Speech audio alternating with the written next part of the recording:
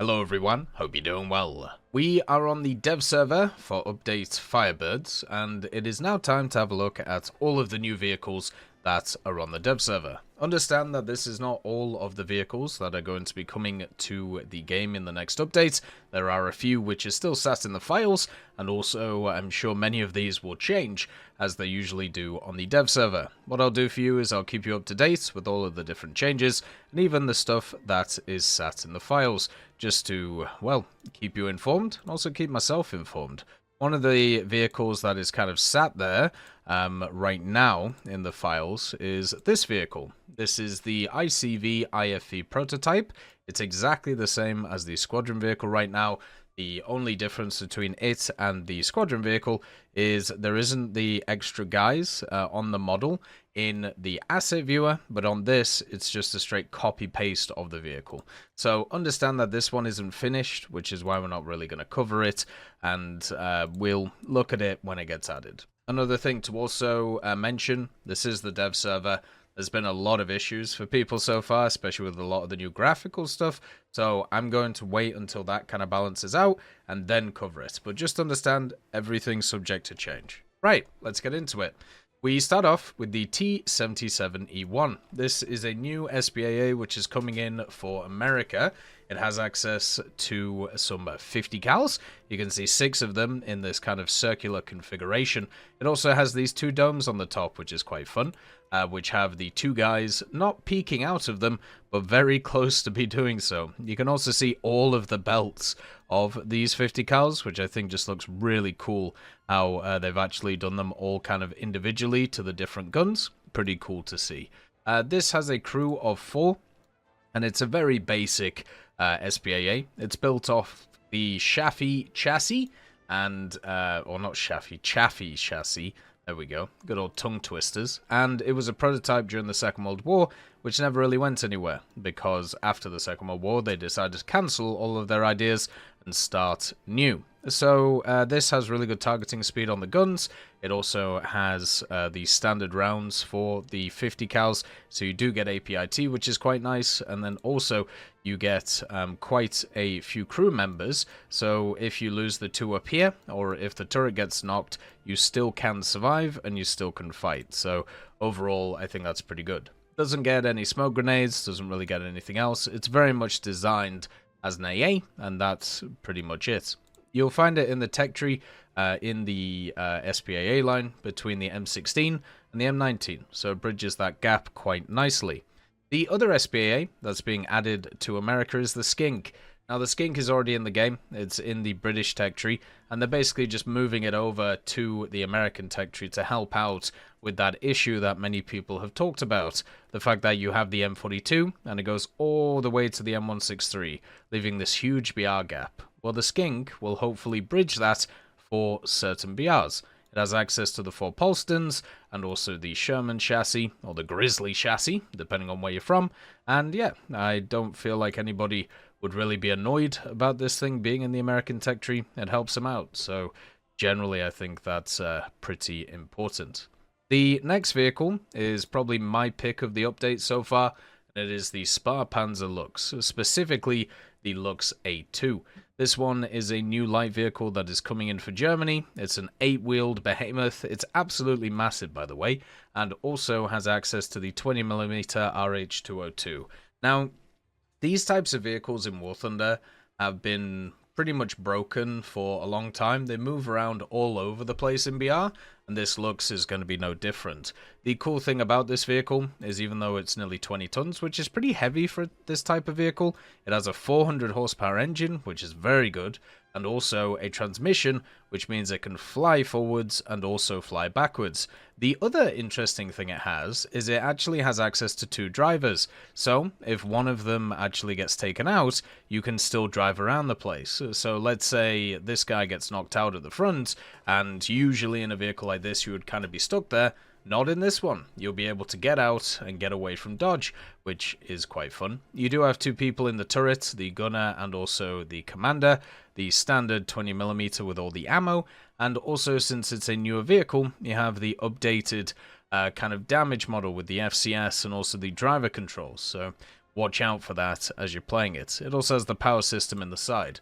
This 20mm at the moment does not have a stabilizer, but it does have access to DM63, which is a very powerful round for this gun, and we'll be able to deal with pretty much any light vehicles that will run into. It will just struggle against heavies, but luckily it does have scouting, so you can at least let your team know where people are. It does have thermals, surprisingly, so you can do that too, and also smoke grenades, so you can reposition quite easily. For me, this is going to be really fun, and the only thing that's really going to hold it back is the fact that the lineups around this BR don't really exist for this vehicle. You have the Patton, you have the Roo, you have the Weasel 1A4. It's not exactly strong, right? Compared to a lot of the others, like the 7.7 and 8.0 area, that Germany kind of dominates. So, yeah, it's really nice to see. I'm hoping that it'll be a lot of fun, but at the moment, it is in a precarious place for its BR, but still would be able to make a large impact. Then we have the OSAs. So these were leaked like a few updates ago. They are massive SBAA vehicles, which also have access to an amphibious chassis, and it's coming in 3 separate tech trees. So you have the German OSA, which is the GDR one. You have the Russian OSA. They're all exactly the same, by the way. And then also you have a Romanian OSA, which is coming in too for the Italians. So 3 OSAs. They're all the same. They're just in different tech trees. The Italian tech tree has it between the Sedan Mistral and the automatic. The USSR one has it near the Strela and also the ZSU 4M4. And then for the Germans, you have it alongside the good old Flak-Panzer before you get to that with these vehicles. So, yeah, pretty important to have more AAs around these BRs because, well, let's be honest, there's a lot of very powerful helicopters, there's a lot of very powerful CAS that needs to be dealt with, mainly stuff like the Su-25 and the A-10. So this vehicle has the 9M33A3. It has a extremely good range, as you can see, 10.30 kilometers, but it is also SACLOS, which means that it is mouse guided and isn't, radar guided. So you can kind of throw it where you want to. This thing does have a pretty impressive radar and also targeting radar, so you can use both very effectively. It doesn't really have anything else, though. You can also see the crew members in the bottom here, 3 wise men, just kind of in a row, and then the 2 in the front here. So this machine really is very simple. You are designed just to shoot down aircraft and to do it from very good or very long distances, so you can stop your teams getting annihilated by very, very powerful CAS. The only problem with this machine, at least right now, is the fact that the camera is right up against the booty of the vehicle, which means that you are kind of stuck here, just right in the extremity. And yeah, it's not exactly a vehicle which gives you a lot of space to go around with. So yeah, I think it's pretty cool. You also have, as we talked about, the tracking radar, so that exists. The missile fires upwards, and then it comes downwards on a target, so you have to be a little bit careful in terms of where it sets off. I'm sure they'll change the camera at some point, because it's just way too close. It has very similar missile mechanics to stuff like the Flak-Panzer and the Roland, so if you're used to those, you'll get used to this really quickly. So yeah, a pretty cool vehicle. Wish I had smokes, wish I had some more survivability, but as something to destroy aircraft, it will be really good for the 3 tech trees that it finds itself in. There are a few other ground vehicles too that are coming in. For the USSR, we have the Object 140. This is a new pre-order premium that is available for the Soviets, and it's a rank 6 battle rating 8.3. This is alongside many other kind of 8.0, 8.3 vehicles, and will, create a pretty nice lineup. You have, of course, the Shilka, but then also stuff like the T10M, which I actually really enjoy. The IS-7, if you got it during the operation, and then also the T55A, which gives you a different playstyle compared to the 140. What this 140 is a prototype design that was built to be able to replace the T54, but they didn't decide, or they didn't want to go down the route that the 140 was. Instead, they went for stuff like the 430, which eventually morphed into the T64. So this one kind of just went the way of the doldrums. They used some of the ideas from this on things like the T62, for example, but mostly it wasn't really that used. It has a 14.5mm KPVT though, so that's really nice, since, you know, this is a prototype, but it does get quite a nice penetrating machine gun. And also the 100mm, it's the D54TS. Now this 100mm is kind of interesting. It has access to an APC-BC, HEAT-FS, a HE, but also the APDS. So the only round you're really missing here is the APDS, and the APFSDS, the fin stabilized round. So at this BR, usually you start getting vehicles that have access to that round, but the 140 should be fine in dealing with the vast majority of vehicles that it sees with the rounds that it has. It also has a stabilizer, a two-plane one on this gun, which separates it from something like the T54. And the other part of this gun, which is kind of cool, is it is slightly longer. And this means that the rounds have a slightly better muzzle velocity, so they come out quicker, giving it enhanced penetration and hammering down the targets. It has a pretty standard reload, it has an okay gun depression for a Soviet vehicle, and surprisingly the mobility is actually quite nice. So it has a 580 horsepower engine, goes fast very well, and reverse wise it isn't great compared to some vehicles out there, but if you compare it to Soviet vehicles and also the kind of standard vehicles you have around here, so for example stuff like the M60, it's very much on par if not better than them. This one will be able to move around very well. It doesn't have access to smoke grenades, it doesn't have access to much survivability apart from its armor profile, where it has 100mm very well angled, and then also 200mm on the turret. So this thing will eat rounds while it goes around and just smashes people with the 100. But yeah, it's one to really look out for. I actually think it's a pretty decent vehicle, but in general I don't think it'll sell that well, just because we have the sales on, and there's a ton of really cool Soviet premiums that are on sale right now. For Britain, we have the Scimitar, or the tracked Fox, if you want to see it like that. This one has access to the CVRT chassis, which is been seen in the game a few times. You can actually see it in a few of the other vehicles, stuff like the Striker, for example. It's a very similar chassis to that, if not the same.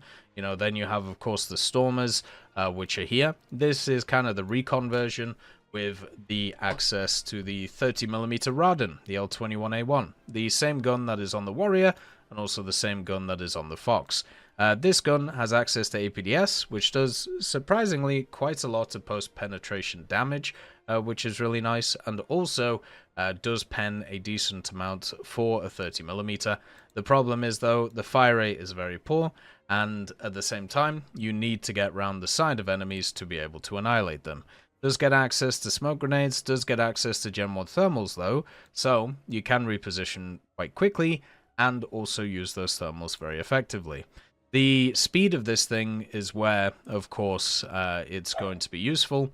You have the transmission, which means it will go very fast forwards and very fast backwards. So once again, just like stuff like the Luchs, you can get in, you can get out, you can have a great time. And even though the engine isn't that powerful, you got to remember, this thing's only 7.8 tons, so it will be able to motor around the place. Will this thing be as good as something like the Fox?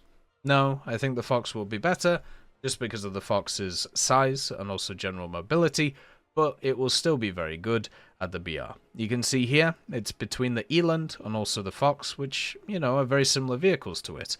We're going to have to see what they do with the penetration of these guns, though, because of course they've talked about they're going to nerf the flat pen and also angle pen, but at least right now they haven't changed, so this gun will still be very, very good. The other thing to also mention about this vehicle is the armor, pretty much non-existent. So the best armor you have on this one is simple: don't get shot. You then also have a RAM, so this is a complete copy of the American RAM, and what has basically happened this update is America has got itself a Skink, which of course is from the British tree, And finally, the British has access to the Ram 2, which was in the American tech tree. The Ram 2 is a Canadian vehicle, and obviously Canada is part of the Commonwealth, and it was always really weird that this vehicle never made it into the British tech tree. Well, now that is no more. It is now here. It gets a nice new camouflage, which actually looks really nice to distinguish it from the one in the American tech tree, but it also has all the same factors. So it's the same hull, same gun, you know, the 57mm, everything is the same. It's rank 2, and you will find it right here in the ground area. For China, we have access to the PLZ-05. Now, this is the new big bonker. There is many different bonkers in the game now, and this one is just the newest one. It's on a huge chassis, which is really long. If you actually have a look at the side of it here, it is incredibly long.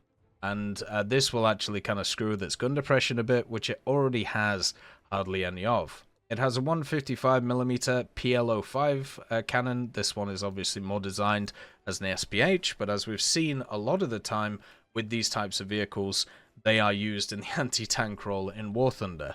One of the things I do want to mention though, and I don't know whether this is just like a dev server thing, but it's something I noticed while test driving it earlier, you can see that the vehicle is actually on an angle, and it's angled so the back of the chassis is down and the front is up. And this actually means that your gun depression isn't enough for you in a lot of scenarios to shoot forward. So I don't know whether it's supposed to be like this, but it just seems like the center of gravity is not correct on the vehicle.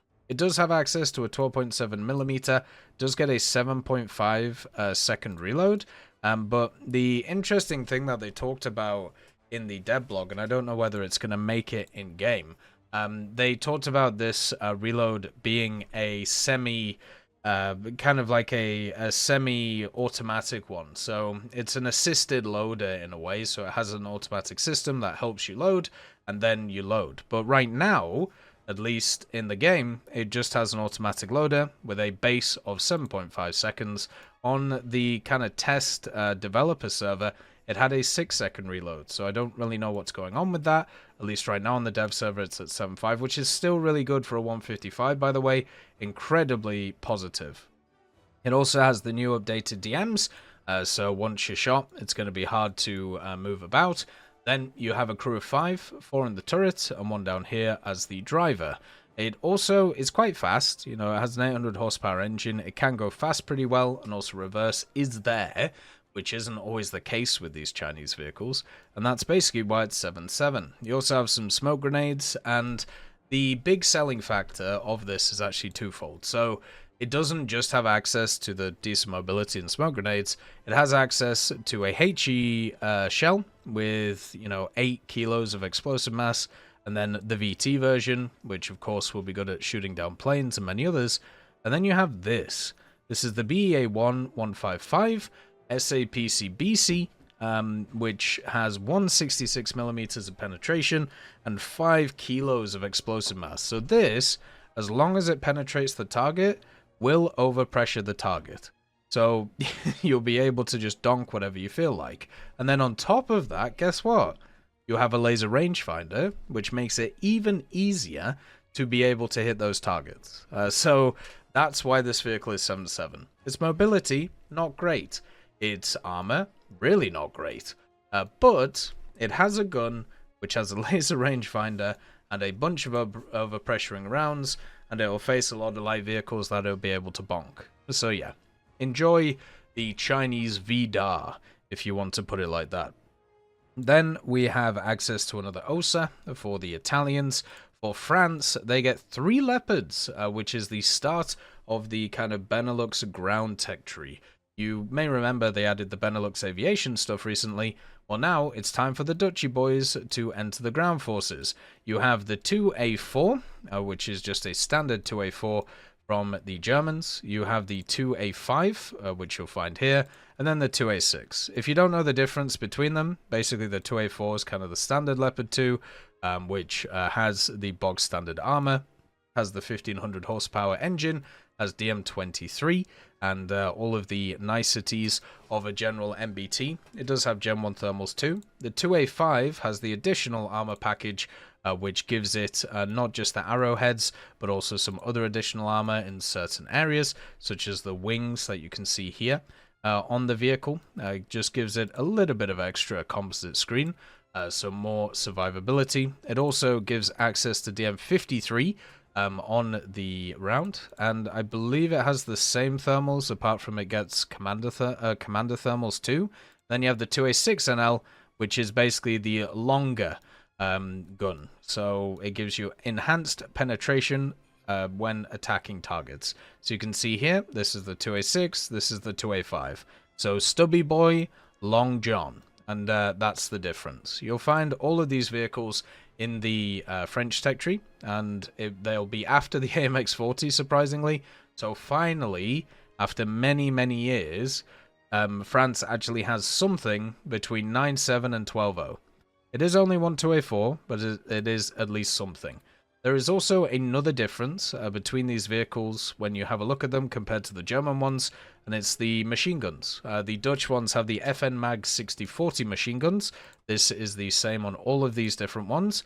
So yeah, if you compare that to the German Leopards, these guys have the MG3A1s. So slightly different, but nothing really to write home about.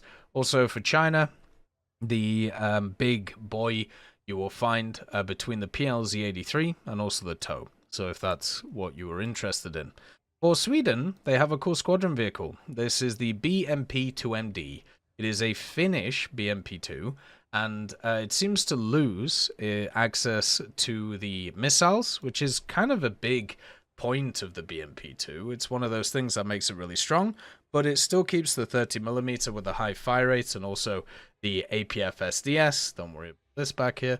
And then basically what you have is, you know, access to a decently penning round with a very high fire rate and also thermals. So this one you can see has gunner thermals, commander thermals, and also driver thermals too. And they are actually good thermals. They're either Gen 2 or they're Gen 3, which is fantastic. So there does also have a little bit of extra armor on it, but we're talking about an amount which really isn't going to stop anything. Maybe it stops some HE rounds. It also has some additional armor here, but once again, it's 7mm, and it's not really going to do a lot. It does still have some smoke grenades, which is quite nice. The main issue I have with this vehicle is the fact that its targeting speed is pretty rough, and the fact it's still 8.7 without that ATGM. That's quite a large difference in my opinion. But yeah, it's a pretty standard BMP. You'll find it at rank 6. And as a squadron vehicle, they're adding a bunch more squadron vehicles once again in this update, which is pretty crazy to see. But yeah, at 8.7, you can run it with that really fun Finnish or Swedish lineup that's there. The last ground vehicle is the Sabra. The Sabra is the new Magak, and I know it's not called a Magak, but this is a Magak. So it's a improvement on the Magak 7C.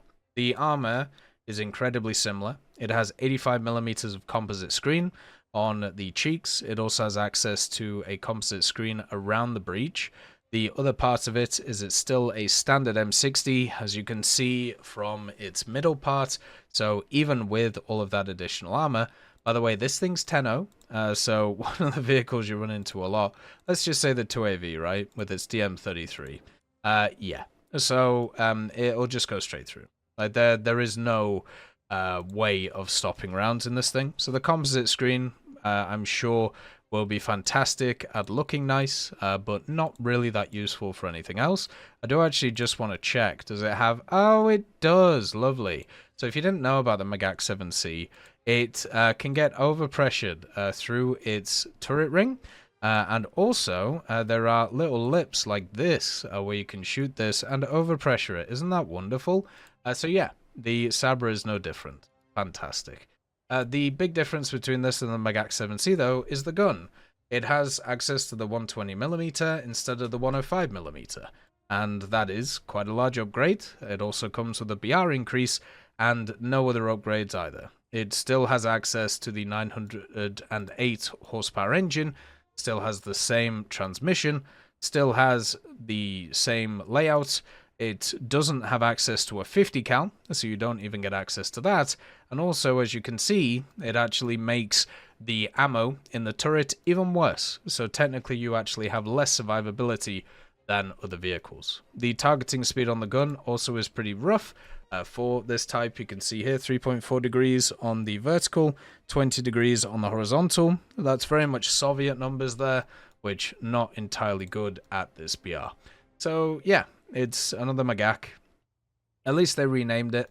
It isn't allowed to have the 5-second reload though, unlike the Macavers and also the Abramses and also the Arietes, so they obviously have a lot of faith in this thing. No idea why. That is the ground vehicles that are coming in the next major update. As always, hope you have a wonderful day. I'll see you next time. I'd just like to thank GMG Smiley, CD Beans, Chieftain Mike, EMN3 Galaxy, Tulio Pontecorvo, Brendan Quinn, Carrion Crow, Gus Irenicus, Pyman, Wartinder, Teddy, Daniel Stanton, Martinez, B. Young, Ozzy Panzer, Alan Hacker, Liam Shear, Opium Prime, Lafouche, Sem, Aslan, Uncle Bean, and Derek R. for supporting the channel.